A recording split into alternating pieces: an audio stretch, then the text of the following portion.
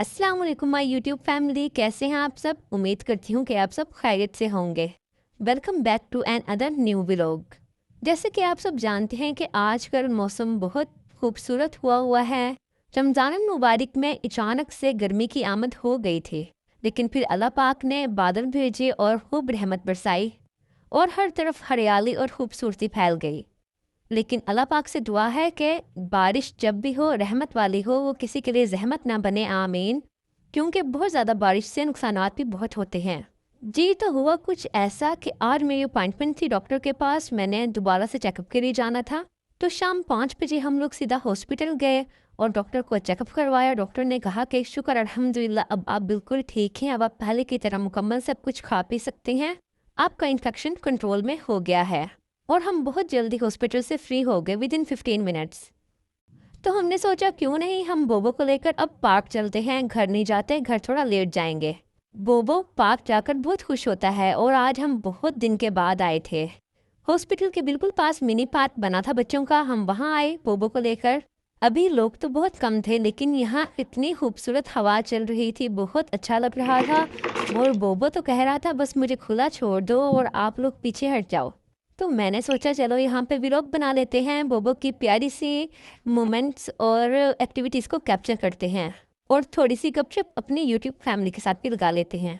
सबसे पहले तो दिल से शुक्रिया उन सब न्यू लोगों का जिन्होंने कुछ दिनों में ही मुझे सब्सक्राइब किया और बहुत अच्छे फ्रेंड बन गए। इंशाल्लाह हम लोग एक दूसरे के स्पोर्ट से ज़रूर वायरल भी हो जाएंगे और फेमस भी हो जाएंगे इंशाल्लाह। आज जब मैं हॉस्पिटल से बाहर आ रही थी तो मैंने एक फैमिली को देखा।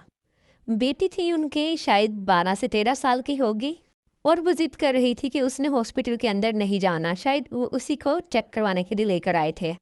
उसके मम्मा पापा उसे बहुत प्यार से समझा रहे थे और बहुत प्यारी प्यारी बातें कर रहे थे। उनको देखकर अचानक मुझे अपने घर की याद आ गई।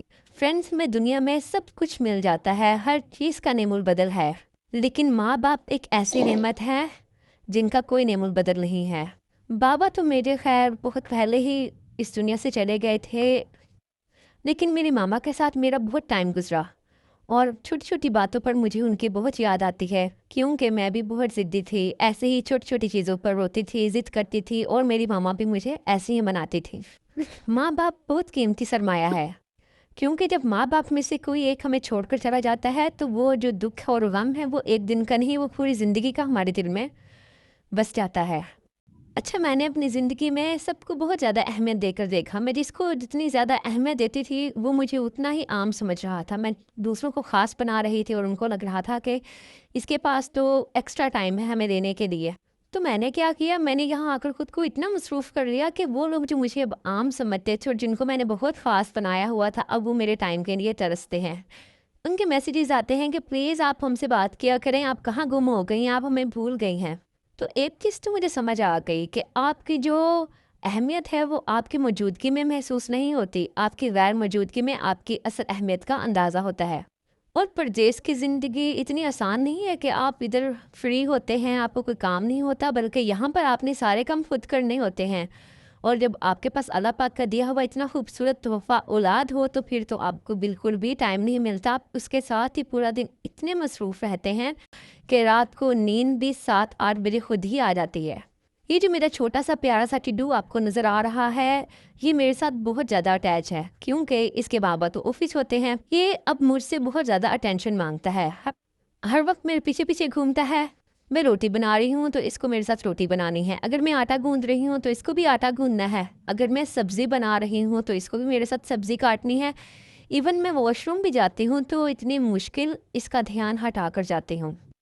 तो बच्चों के साथ आपका दिन इतना मसरूफ़ गुजरता है, आपको दूसरों को देने के लिए टाइम ही नहीं मिलता। मैं बहुत कोशिश कर रही हूँ कि मैं इसकी प्रॉपर ग्लोविंग स्टार्ट करूँ डेली की, लेकिन मुझसे मैनेज नहीं हो रहा है, क्योंकि काम करते करते मैं इतना थक जाती हूँ, फिर बीच में बीमार भी होना पड़ता है कभी कभी। तो रेस्ट के लिए टाइम नहीं मिलता, तो और किसी को देने के लिए क्या ही टाइम हो। जी, तो बोबो के बाबा जो हैं वो गए थे रनिंग करने के लिए, मैं और बोबो पार्क में जो है वो थे। अब इसके बाबा रनिंग करके आ गए हैं, तो वो बोबो के लिए गाड़ी से फुटबॉल लेकर आए हैं और बोबो उसके साथ खेल रहा था। उसका फोकस मुझ पर भी था कि कहीं मैं उसको छोड़कर इधर उधर कहीं ना निकल जाऊं। मैं तो थोड़ी सी देर के लिए बैठ गई थी मैंने कहा अब बोबो जाने और उसके बाबा जाने, अब मैं थोड़ा सा रेस्ट करूँगी। मुझे यहाँ आकर इतना अच्छा लग रहा था, इतनी प्यारी हवा चल रही थी और दूर दूर कुछ लोग नज़र आ रहे थे, इतना सुकून वाला माहौल था। मुझे तो नींद भी आ रही थी।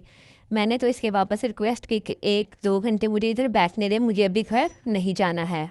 बोबो एक स्लाइड की तरफ देख रहा था। मैंने इसके बाबा को कहा इसको स्लाइड दिलवाएं, इसने वैसे कभी नहीं लिया, हमेशा इसके बाबा ने पकड़कर ही इसको स्लाइड पे स्विंग करवाया है।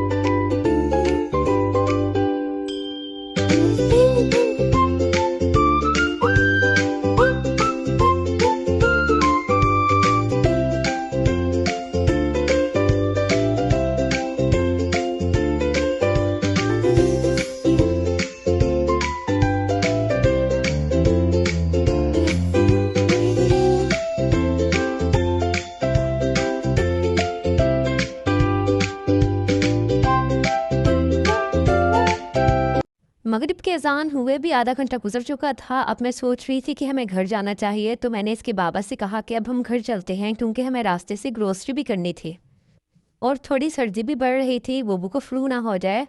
तो फिर हम लोगों ने जाने की तैयारी की। आपको हमारा आज का व्लॉग अच्छा लगा हो तो चैनल को सब्सक्राइब ज़रूर करिएगा, बोबो के लिए कमेंट करना मत भूलिएगा। इंशाल्लाह मिलते हैं एक नए व्लॉग में, तब तक के लिए अल्लाह हाफिज़।